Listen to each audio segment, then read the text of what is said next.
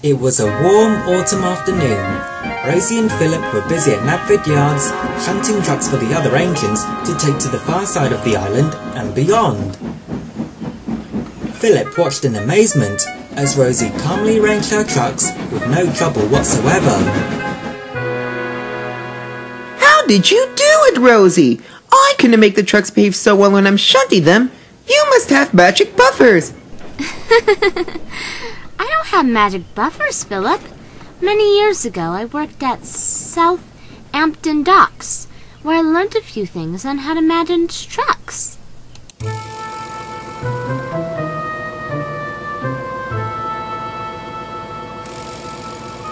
Ha! The only way to deal with trucks is to be firm with them and show them who's boss. Like this.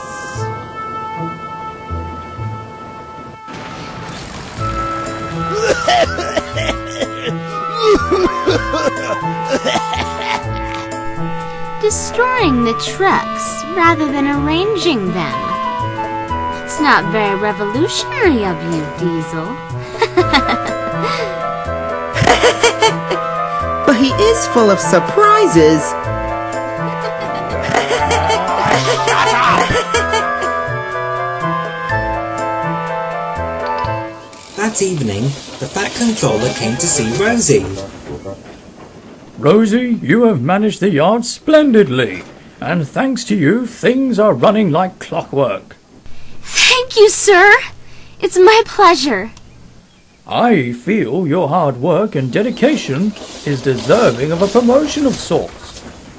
How would you like to work on Thomas's branch line, assisting with the shunting and goods runs? Oh, yes, sir. I would be honored, sir. When do I leave? First thing tomorrow morning, you'll leave for Owlsbridge. Once there, Percy will show you what to do. And so the next morning, when her crew arrived, Rosie set off for Thomas's branch line.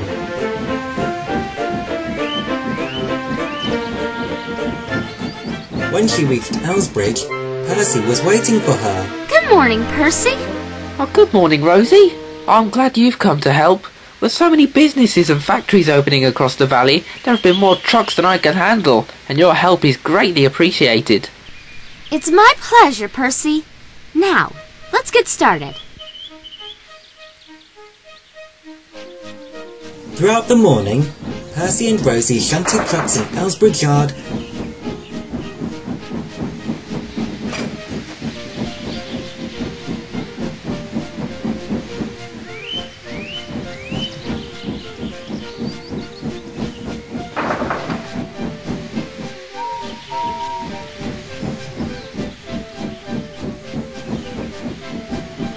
and Rosie would sometimes deliver goods to the harbour. She was enjoying her new job. I think I'm going to like it here. That night, Thomas was talking about his race with Bertie, which he had won many years ago. Percy and Toby rolled their eyes. They had heard the story 1,000 times. But Rosie hadn't. She listened intently to Thomas's story. To start with, Bertie was out in front because I couldn't pick up speed right away. But once I did, I was way out in front. Bertie says I only won the race because he had to go over the hill, whilst I had the advantage of using a tunnel which ran through it. But I don't think that's true. You all have had some amazing adventures. I wish I had an interesting story I could tell. You might want to be careful what you wish for there, Rosie. I know this sounds cliched, but what you get may not be what you hope for. Rosie knew Toby was right and quietly went to sleep. The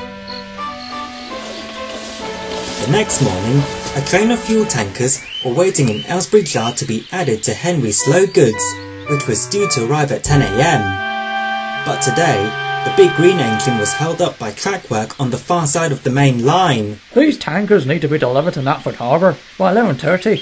There's no other engine available. I could take them, sir. I have a clear schedule till at least midday. Very well, Rosie.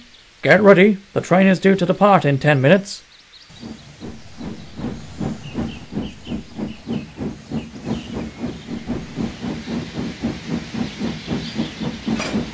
So Rosie buffered up to the fuel tankers, and when the guard blew his whistle, she dutifully set off. Come on, let's go!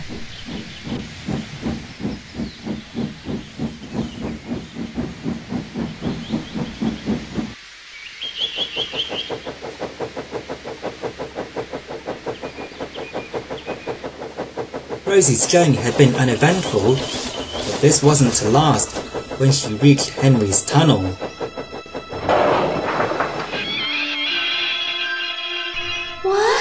What was that? The driver, fireman and guard stepped down to investigate. Bother! That's all we need. Now fuel is leaking all over the rails. Do any of you smell smoke? Oh no! The tanker is catching fire! Please, guard! Go to the entrance of the tunnel to warn the other engines. We must get to the nearest signal box to call the fire brigade. And so Rosie's guard ran to the entrance of the tunnel while she ran to the next signal box.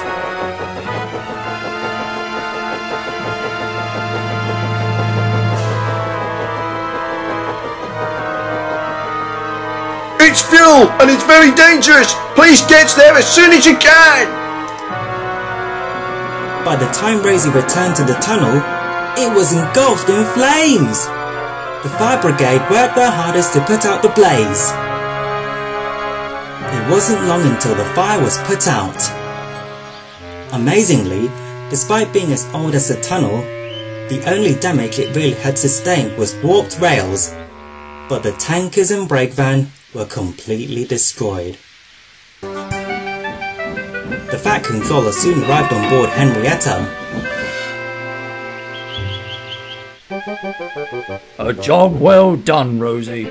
I've heard all about it, and thanks to your quick thinking, you have prevented the fire from spreading across the valley. You are indeed a very useful engine. Oh, thank you so much, sir. Well, Rosie, you'll certainly have a tale to tell the others now. Indeed I do. But you were right, Toby. What happened was very unexpected. That night in the shed, Percy, Toby and Thomas listened in awe as Rosie told her story. All was going quite well until I entered the tunnel, and the tanker derailed. And if it wasn't for my quick thinking, who knows what would have happened? I tell you, it was all rather extraordinary. Ah well, the extraordinary is the ordinary here. Welcome to the branch line, Rosie.